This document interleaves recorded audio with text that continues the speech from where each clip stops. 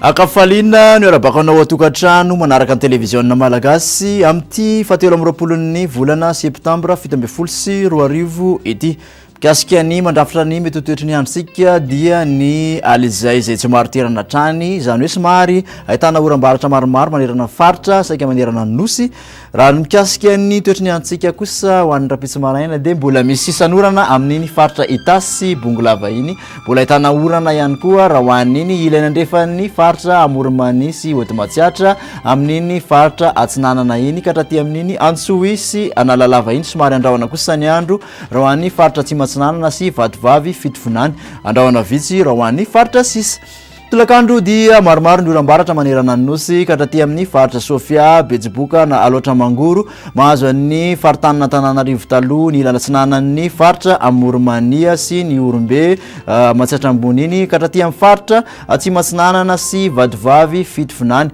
mbola ahitana orana tandrifin-drahona mandalo ihany koa amin'iny Toliara iny andrahona kosa ny andro raha ho an'ny faritra Atsinanana sy ny faritra Sava ka hatraty amin'ny faritra Diana andrahona raha ny faritra sisa ny maripanina ambandrina voavinavina moa dia 13 degré Celsius any Fianarantsoa nahitana azy mandidina ny 13 ka hatramin'ny 14 raha ho an'ny faritra ampovoan-tany 12 ka hatramin'ny 13 kosa raha ho an'ny morontsiraka rehetrarehetra ny maripanina ambony indrindra dia 5 degré Celsius mamay dia mamay any amin'iny Mahajanga iny mandidina ny 12 ka hatramin'ny 9 raha ho an'ny faritra ampovoan-tany mbola mafana ihany koa amin'ny morontsiraka sisa 12 ka hatramin'ny 13 raha mikasa ho any amin'ireo tanàn-dehibe ivelany Madagasikara moa ianao dia any Bangkok no